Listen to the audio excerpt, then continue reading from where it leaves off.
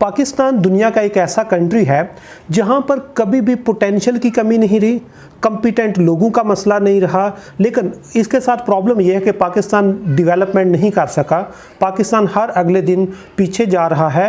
तो आज हम बात करेंगे कि ऐसे क्या वजूहात हैं कि हम हर अगले दिन हमारी इकोनॉमी पीछे जा रही है, हम अखलाकियात में पीछे जा रहे हैं, हम क्वालिटी एजुकेशन में पीछे जा रहे हैं, इवन हमारे हेल्थ इंडिकेटर जो हैं वो अफ़गानिस्तान से भी वर्स्ट होते जा रहे हैं। जबकि दूसरी साइड पर हमारे पास दुनिया का बेस्ट पोटेंशियल है, हमारे पास दुनिया के हाईली क्वालिफाइड लोग हैं, हमारे पास लोगों के पास ऐसी एफिशिएंसी है कि ये दुनिया में कम्पीट करके पूरी दुनिया में अपनी कामयाबी का और अपनी एफिशिएंसी का लोहा मनवा चुके हैं। इसी सिलसिले में आज के सेशन में मेरे साथ एक ऐसा पाकिस्तानी मौजूद है जिसने पूरी दुनिया में अपनी कामयाबी का लोहा मनवाया। उसके लिए मैं उसके तारफ़ से पहले ये बताता जाऊं कि ये गुजरांवाला के एक छोटे से गांव जाड़ांवाला में पैदा हुए। वहाँ से प्राइमरी स्कूलिंग कंप्लीट करने के बाद प्राइवेट कॉलेजेस में पढ़ते रहे, यहाँ से उन्होंने पीएचडी की। लेकिन इसके साथ साथ इनके पास ऐसा रिसर्च का पोटेंशियल था, इनके पास इतनी कैपेसिटी थी, इनके पास इतनी कैपेबिलिटी अल्लाह ताला ने इनको दी हुई थी कि इन्होंने अपनी रिसर्च से पूरी दुनिया को कन्विंस किया। और इस वक्त पूरी दुनिया के जो टॉप के इकोनॉमिस्ट हैं उनकी लिस्ट में ये दुनिया के 5वें नंबर पर हैं। हमारे पास एक भी रिसर्चर ऐसा नहीं जिसकी साइटेशन इतनी हो जितनी डॉक्टर साहब की है। और अल्हम्दुलिल्लाह इस वक्त इनकी साइटेशन 50,000 को क्रॉस कर चुकी है, जिसका मतलब ये है आम अल्फाज में कि डॉक्टर साहब ने जो रिसर्च की है इसको 50,000 से ज़्यादा जो दुनिया के रिसर्चर हैं वो इनके काम को हवाले के तौर पे इस्तेमाल कर चुके हैं। इसके साथ साथ इनकी जो रिसर्च पब्लिकेशन है ये 600 का नंबर भी क्रॉस कर चुकी हैं। इसके अलावा दर्जन भर जो किताबें हैं उनके ये मुसन्नफ़ हैं। और सिर्फ इनकी रिसर्च की बात से जब हम आगे निकले तो ये फ्रांस में एनर्जी का जो उनका डिपार्टमेंट था उसके हेड ऑफ डिपार्टमेंट के तौर पे भी खिदमत सर अंजाम दे चुके हैं। और इस वक्त दुनिया की टॉप 100 या लीडिंग जो इंस्टीट्यूट्स हैं उनमें आता है बीजिंग इंस्टीट्यूट ऑफ टेक्नोलॉजी। अब बीजिंग इंस्टीट्यूट ऑफ टेक्नोलॉजी में डॉक्टर साहब as a professor of economics अपनी खिदमत सर अंजाम दे रहे हैं। और इसके साथ साथ जो पॉलिसी डॉक्यूमेंट हैं, जो पॉलिसी रिव्यूज़ हैं, या अभी भी पूरी दुनिया में जब इकनॉमिक्स की बात होती है तो डॉक्टर साहब का नाम सर फहरिस्त होता है। लेकिन हम डॉक्टर साहब की जो सर्विसेज हैं, जो खिदमात हैं, उनसे महरूम हैं क्योंकि हमारे पास कैपेसिटी नहीं कि हम डॉक्टर साहब को यहाँ पर रोक सकें, हम डॉक्टर साहब को फैसिलिटेट कर सकें, हम डॉक्टर साहब को हौसला दे सकें, हम डॉक्टर साहब को एक्नॉलेज कर सकें। तो उसके लिए लेकिन पूरी दुनिया उनको एक्नॉलेज कर रही है। फ्रांस ने उनको अपने डिपार्टमेंट का हेड लगाया, बीजिंग इंस्टीट्यूट ऑफ टेक्नोलॉजी ने उनको एज ए प्रोफेसर हायर किया।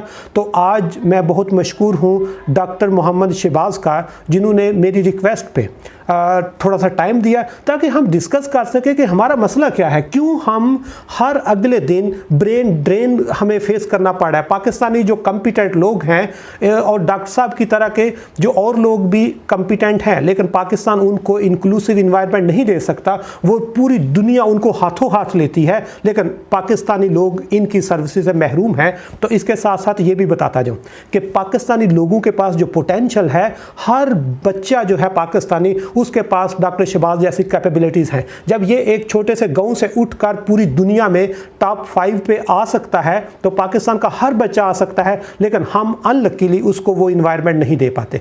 तो उसी सिलसिले में आज डॉक्टर साहब से थोड़ा सा टाइम लिया। तो डॉक्टर साहब से सबसे पहले हम ये पूछेंगे कि डॉक्टर साहब, आप जिस वक्त यहाँ से एक लोकल एरिया से उठ के पूरी दुनिया में जाकर आपने अपनी खिदमत सर अंजाम दी, तो इसके रास्ते में बहुत सारी रुकावटें भी आई होंगी, लेकिन जहाँ पर रुकावटें हैं यकीनन रुकावटें छोटी होंगी और आपकी मोटिवेशन बड़ी होगी। तो इनसे सिर्फ ये पूछेंगे कि आपको कौन सी चीज़ ने मोटिवेट किया कि आप गुजरांवाला के एक छोटे से गांव से उठकर फ्रांस तक गए, फ्रांस से चाइना तक गए। और इसके साथ साथ ये भी बताता जाऊँ कि डॉक्टर साहब पोस्ट डॉक्टरेट के लिए दुनिया की जो टॉप लिस्ट में यूनिवर्सिटीज़ आते हैं, जिनमें कैम्ब्रिज यूनिवर्सिटी है, उनके रिसर्च फेलो के तौर पे भी काम कर रहे हैं। मतलब जो जो उनकी हम खिदमात को देखते जाएंगे, हमें उन पे फ़ख्र होता जाएगा कि यार ये कहाँ पे। तो डॉक्टर साहब से सबसे पहले पूछेंगे कि कौन सी चीज़ जहाँ पर एक साइड पर इतने बैरियर हैं कि हमारा हर बच्चा जो है वो मायूस है, इसी मायूसी में डॉक्टर साहब किस तरह अपने आप को इस कीचड़ से निकाल के कमल के फूल की तरह चमक आए, तो वो डॉक्टर साहब से सबसे बड़ी मोटिवेशन जो है उस पर सबसे पहले बात करें। जी डॉक्टर समी साहब, बहुत शुक्रिया आपका, आपने टाइम निकाला और इतने बड़े बड़े अल्फाज आपने मेरे बारे बोल दिए। मैं तो खुद बड़ा वो खुश तो हो ही रहा हूँ, हैरान भी हो रहा हूँ कि आप लोग मतलब इंक्लूडिंग होल वर्ल्ड आप इतना प्यार करते हैं मुझसे। इस बात का एहसास मुझे अभी हो रहा है और मैं अल्लाह ताला से दुआ करूँगा कि आपका प्यार जो है उसको मैं ऐसे ही बढ़ाता रहूँ और अल्लाह ताला मेरे इन गुनाहगार हाथों से कोई बड़े से बड़ा काम मैं समझता हूँ को ले रहे हैं। और मैं ये भी साथ बताता चलूँ कि इंसान जब ये समझता है, और मैं अक्सर बड़े बड़े प्लेटफॉर्म के ऊपर जब भी बात होती है तो मैं एक बात अक्सर किया करता हूँ कि जब इंसान को ये पता चल जाए कि मेरा दुनिया में आने का मकसद क्या है, तो उसके बाद शायद मेरा नहीं ख्याल कि आपको मज़ीद तबलीग करने की या मज़ीद आपको वो मोटिवेट करने की ज़रूरत है, क्योंकि इंसान की जो मोटिवेशन है वो उसके अंदर छुपी हुई है। तो बंदे को वहाँ से लेके चलना चाहिए। ये हमारा मुआशरा है, ये हमारे लोग हैं, हमने ही इस मुआशरे के लिए काम करना है, हमने ही अपने मुआशरे को आगे लेके जाना है। लेकिन जो पिछले कुछ दहाइयों से जब से मैंने होश संभाला है, चीज़ें हमारी डे बाय डे नीचे इसलिए आ रही हैं कि हमारे अंदर एक बहुत बड़ा एलिमेंट है कि शायद पता नहीं हम किसी दूसरे बंदे को स्पेस ही नहीं देना चाहते। इसको आम ज़बान में हम ये कह लें कि हम किसी दूसरे की कामयाबी देख के खुश ही नहीं होते। एक मैं आपको बड़ी एक एग्जांपल दूँ कि दो दोस्त थे, तो उन दोनों का इंटरव्यू था। तो उसमें हुआ ये, इंटरव्यू के बाद एक दोस्त जो है वो आकर बाहर रोना उसने शुरू कर दिया। तो एक उनका कॉमन दोस्त था, तो वो कहता यार तुम रो क्यों रहे हो, इस वजह से कि तुम्हारी सिलेक्शन नहीं हुई। कहता है मैं इस वजह से नहीं रो रहा कि मेरी सिलेक्शन नहीं हुई, मैं इस वजह से रो रहा हूँ कि मेरे दूसरे दोस्त की प्रमोशन हो गई है। तो आप ये अंदाज़ा कर लें, जब इस तरह के सेंटीमेंट हों आपके जहन में, तो कहाँ से ये जो मायूसी ये चीज़ें आपका साथ छोड़ेंगी। क्योंकि मेरे मुताबिक किसी भी कौम को ग्रो करने के लिए उसका पॉजिटिव होना बड़ा ज़रूरी है, उसकी थिंकिंग का पॉजिटिव होना बड़ा ज़रूरी है। आप अपने पॉलिटिशियन से लेके, जिसको टॉप से लेके आप बॉटम तक देखें, मुझे बताएं कि आज का जो दिन है अभी इस गुज़रते लम्हे के साथ आपको कहीं को पॉजिटिविटी नज़र आ रही है? आपके लीडरान, सियासी लीडरान, उनके बयान सुन के आपको हैरानी नहीं होती? उनकी जो जो जो जो वो इकनॉमिक इश्यूज़ के ऊपर बात करते हैं, आप तो इकनॉमिक्स के प्रोफेसर हैं, आप तो मेरे ख्याल में बहुत अच्छे तरीके से जानते हैं, आपको हैरानी नहीं होती कि यार ये हमें किस तरफ लेके जा रहे हैं? तो ज़ाहिर सी बात, जब चीज़ें ऊपर आपकी डिसपॉइंटेड होगी तो वही ट्रिकल डाउन होके, आप तो ट्रिकल डाउन इफेक्ट की बातें करते हैं, आपके व्हील आगे माशाल्लाह मैं सुनता हूँ और बड़ी अच्छी बातें करते हैं। मुझे कभी कभी ये भी एहसास होता है कि समी जो है वो बड़ी मुश्किल बातों को आसान बना के लोगों को बताने की कोशिश तो करता है, लेकिन ये चीज़ें लोगों के सरों के ऊपर से गुजर जाती है, क्योंकि कोई बंदा संजीदगी के साथ इन चीज़ों को सुनने को तैयार ही नहीं है। आप फ़नी टिकटॉक बनाएं, आप इस तरह की वीडियो बना के दें, यकीन कीजिएगा आपके लाखों व्यूज़ होंगे। और अगर कोई सीरियस बात करेंगे, मुआशरे को सुधारने की बात करेंगे, तो मेरे व्यूज़ की तरह वही 60 से 70 इससे ऊपर क्रॉस नहीं कर सकते आप। तो इससे आप अंदाज़ा लगा लें कि आपकी जो सोसाइटी है उसका ट्रेंड किस तरफ जा रहा है और सोसाइटी कितनी सीरियस है अपने आप को प्रमोट करने में। जहाँ तक मेरी मोटिवेशन की बात है, मैं cut the long story short आपको एक छोटी सी बात बताता हूँ कि मैंने मैट्रिक जब किया, मैट्रिक करने के बाद मैं FSc government Gujranwala college join किया, तो कुछ मेरे हालात इस तरह के और मुझे बिल्कुल भी इसमें मैं अपनी तज़हीक नहीं समझता। कुछ लोग होते हैं जब थोड़ा पैसा उनके पास आ गया, शोहरत आ गई, स्टेटस आ गया, तो फिर वो अपने माजी को वो भूलने की कोशिश करते हैं। हालांकि होता ये है कि आपका माजी जो है वो आपको आपके पिछले वक्त के बारे में याद दिलाता है और वो आपको आगे मूव करने की मतलब कि वो फोर्स करता है। मेरे कुछ फाइनेंशियल फैमिलीज़ के इशूज़ थे जिसकी वजह से मैं अपनी वो एफएससी कंटिन्यू ना कर पाया। फिर वाले साहब के साथ थोड़े से मेरे इशू हो गए, वो शायद उस वक्त मैं बेवकूफ़ था, मुझे चीज़ों की समझ नहीं थी, तो शायद वाले साहब की जो कह लें उसको जो दूरअंदेशी थी उसको मैं ना समझ सका, तो कम अकल वाले साहब के साथ मेरा झगड़ा हो गया। फिर मैं कहीं डेंटिंग पेंटिंग का काम सीखने से चला गया, लेकिन फिर अल्लाह ताला ने शऊर दिया कि नहीं, फिर वापस वाले साहब के पास आया, माफ़ी मांगी वाले साहब से कहा जैसे आप कहेंगे वैसे ही करूँगा, लेकिन मुझे पढ़ना है, क्यों? मैं जब डेंटिंग पढ़ने की उसके वर्कशॉप में काम सीखने गया तो वहाँ अगर हम 80s की बात करें, उससे आगे आप 90s, फिर आप आ जाएँ इसमें मतलब कि 1996, 92, 94 में, तो ये टोयोटा डीजल पे चलते थे। अभी डीजल की गाड़ियाँ ख़त्म, अभी भी मतलब कुछ चीज़ें जो चल रही हैं। तो एक डीजल वर्कशॉप में गया तो वहाँ पे उस्ताद ने छोटे को बुलाया कि छोटे ज़रा पाना दें। वो जनाब छोटा जब बाहर निकला तो मैं देखा कि छोटा बोल किस तरह से रहा है। वो डीजल तो काला होता है, वर्कशॉप में काले, तो जो था ना अपना छोटा, वो सारा जरा पाँव से लेकर सर तक वो ब्लैक। पता नहीं मेरे दिल में अल्लाह ताला ने ये बात डाली कि शहबाज बेटा तू इस काम के लिए पैदा ही नहीं हुआ। मैं डॉक्टर साहब फिर वापस आया, फिर वाले साहब के साथ जो थी वो अपनी इक्वेशन सेट की करके, फिर मैंने प्राइवेट FA किया, प्राइवेट BA किया, प्राइवेट B.Ed किया, प्राइवेट MA इकनॉमिक्स किया और private institution national college of business administration and economics, जहाँ से MPhil किया, फिर वहाँ से मैंने PhD की। एक चीज़ जो थी उसके दरमियान में एक इंस्टीट्यूशन आता है अप्लाइड इकनॉमिक्स रिसर्च सेंटर।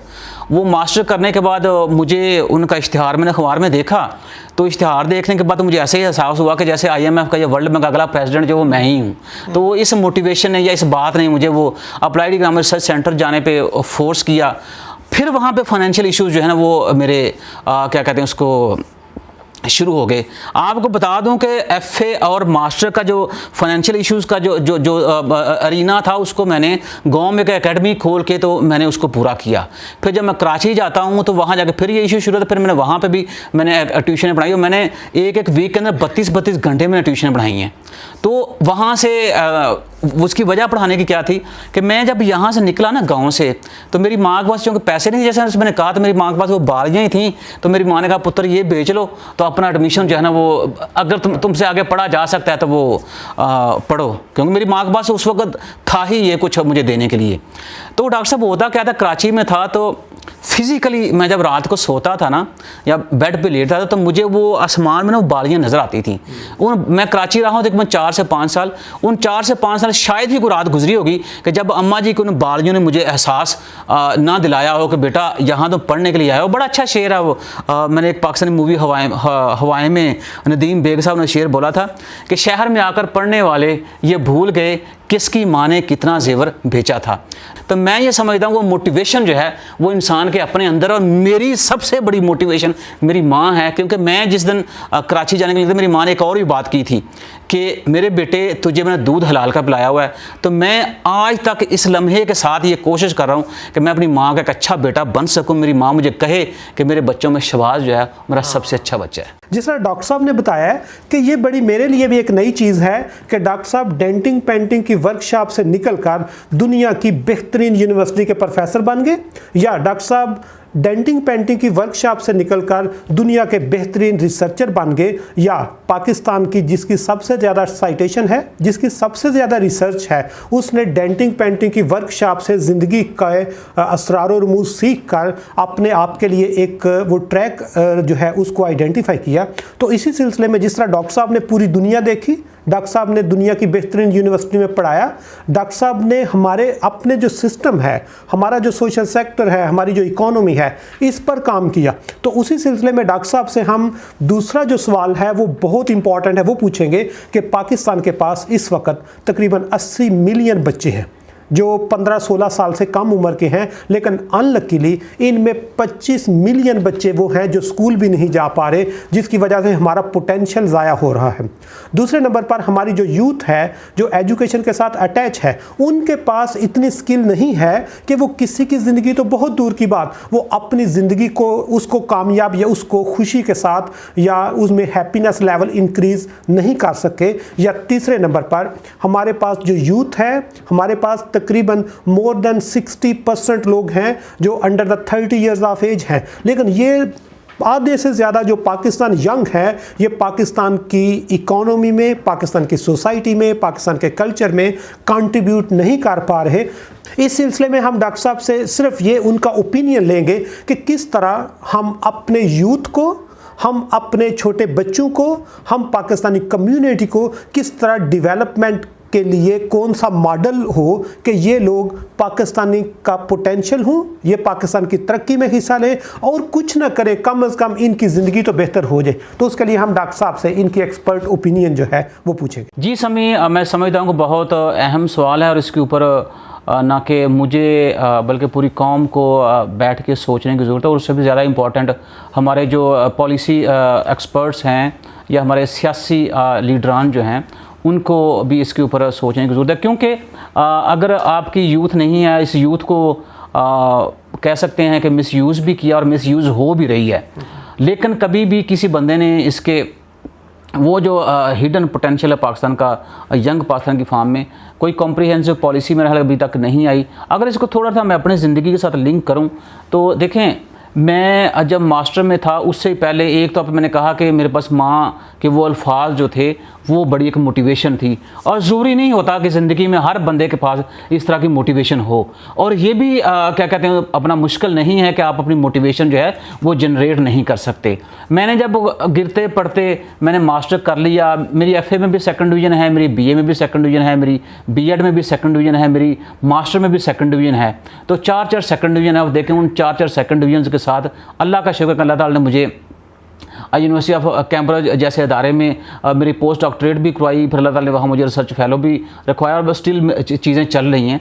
उसके अलावा बहुत सारी चीज़ें हैं। देखिए, मैंने अपनी यूथ जो है उसको मैं सिर्फ अपनी एग्जांपल देके एक बात समझाने की कोशिश कर सकता हूँ कि समटाइम ये जो सोशल बिहेवियर है, जब हम एक जहन बना लेते हैं कि हमने किसी बंदे की बात नहीं समझनी तो फिर हमने नहीं समझनी। तो उससे बेहतर यह है कि मैं कोई थ्योरी की बात करूँ, कोई कहानियाँ बताऊँ। तो मैं आपको छोटी सी एक बात बता देता हूँ कि मैं जब मास्टर करके अप्लाइड इकोनॉमिक्स रिसर्च सेंटर में गया तो मुझे वहाँ पे लाइब्रेरी के अंदर जर्नल्स पढ़ने का इत्तेफाक हुआ, किताबें पढ़ने का इत्तेफाक हुआ। तो मुझे मेरे दादा अबू ने, मुझे याद है जब उनको फालज हुआ था तो मैं उनको पौंद बारा, तो मुझे वो कहते हैं कौन सी क्लास में पढ़ते हो? तो मैंने कहा दादा अबू मैं 3री क्लास में हूँ। तो मुझे कहते हैं यार फिर एक काम करना, 2 बातें तुम्हें बता के जा रहा हूँ मैं, उनमें से जो तुम चाहो उसको अडॉप्ट कर लो। मैं कहा जी दादा अबू हुक्म करें आप। ज़िंदगी में बच्चे को या तो पैसे कमाने की आदत होनी चाहिए या उसको पढ़ने की आदत होनी चाहिए। अब मेरे लिए मेरे में लाजम हो गया था कि मैं उनकी ख्वाहिशें पूरी करूं। तो अप्लाइड इकोनॉमिक्स रिसर्च सेंटर में वालदा की जो मोटिवेशन थी वो तो थी। मैंने अपनी खाला जी की जो ख्वाहिश थी मैंने वो भी पूरी की। तो मैंने ये सोचा दादा अबू की बात के ऊपर कि मैं अगर पैसे इकट्ठे करूं वो भी चीज़ हो सकती है। तो डॉक्टर साहब को मैं पढ़ूं तो पढ़ने के बाद तो पैसे आ जाएंगे ना। तो फिर बेहतर यह है कि मैं पढ़ूं जितना मुझसे पढ़ा जा सकता है। और उन्होंने साथ एक और कॉमा डाल के उन्होंने एक और चीज़ ऐड की थी, अगर दुनिया में रहती दुनिया तक जिंदा रहना चाहते हो तो फिर लिखना सीखो। अब मसला ये था कि बंदा जब ये सोचता है कि ये पूरी ज़िंदगी 60 साल, पाकिस्तान वैसे भी एवरेज जो 63 साल एज है, 70 80 90 100 के बाद फौत ही अपने होना है। तो वो मुझे बात उनकी उस वक्त समझ ना आई, लेकिन जब मैंने पहला रिसर्च पेपर लिखा ना तो फिर मुझे उनकी वो बात समझ आ गई कि दादा अबू ने ये बात की थी। तो फिर मैंने कहा ठीक है, दादा अबू कहते थे कि वो पढ़ो, फिर जितना पढ़ा जा सकता है आगे चलो। फिर मैंने MPhil किया, PhD की। PhD करने के बाद अच्छा उसके दरमियान में भी ना एक सेगमेंट आता है। वो सेगमेंट ये था कि चूँकि जब मैंने आर्टिकल्स खोलने, जर्नल्स खोलने, तो मुझे कम ही पाकिस्तानियों के पेपर नज़र आते थे। लाइक अप्लाइड इकोनॉमिक्स है, एनर्जी इकोनॉमिक्स, एनर्जी पॉलिसी। तो मुझे अंदर से ना बड़ा दुख होता था कि यार मतलब कि इंडिया भी हमारे साथ है, बांग्लादेशी हमसे ज़्यादा हमसे बाद में आज़ाद हुए हैं, हमसे आज़ाद हुए हैं, तो उनके भी पब्लिकेशन नज़र मुझे आती हैं जर्नल्स के अंदर। क्या पाकिस्तान में मुझसे पहले पढ़े लिखे लोग नहीं थे? बहुत सारे लोग थे, बड़े बड़े जहन थे जिन्होंने पाकिस्तान के अंदर काम किया है, लेकिन ये रिसर्च पब्लिकेशन जहाँ पे आकर मार क्यों खा जाते हैं? तो फिर मैं जब स्टूडेंट था फिर मैंने ये डिसाइड किया कि जब मैं लिखने के काबिल बनूंगा तो मैं इस गैप को फिल करने की कोशिश करूँगा, और मैं कोशिश ये करूँगा कि जितना मुझसे मैक्सिमम हो सके मैं मैक्सिमम पब्लिश करूँ। ये जो मोटिवेशन थी ये मैंने खुद पैदा की थी, ठीक है। तो मेरी यूथ भी इस तरह मोटिवेशन खुद पैदा कर सकती है, और हम में हैं चीज़ें सारी। मेरी बात सुने, कुरान पाक में अल्लाह ताला फरमाते हैं कि जो मेहनत करने वाला है उसका मैं दोस्त हूँ।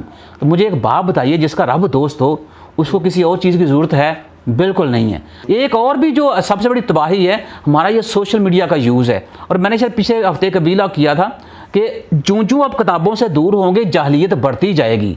आप ये कोई सर्वे करें, कोई एस्टिमेट निकालें डॉक्टर साहब, और उसमें आप देखेंगे आपकी जो यूथ है, जिसको आप आधे से ज़्यादा कह रहे हैं यूथ पॉपुलेशन का यंग पाकिस्तान कह रहे हैं, वो यंग पाकिस्तान जो है उसका कितने % जो है वो लाइब्रेरियों के साथ मुंसलिक है, कितने % वो सोशल मीडिया के ऊपर जनाब वाला वो बिजी है। और जो सोशल मीडिया के ऊपर बिजी है उसमें भी आप उसको सेग्रीगेट करें कि जनाब वाला उस जो आपका यंग पाकिस्तान का पोर्शन जो है वो सोशल मीडिया के साथ है, वो कितना पॉजिटिव न्यूज़ के साथ लिंक है और कितना नेगेटिविटी के साथ लिंक है, आपको सारा जो पता चल जाएगा हम कहाँ पे खड़े हुए हैं। जिस तरह डॉक्टर साहब ने बताया कि हमारी यूथ के पास जो सबसे बड़ी उनकी कामयाबी है वो उनके अंदर की मोटिवेशन है और उसको कहीं से आपने परचेज़ नहीं करना।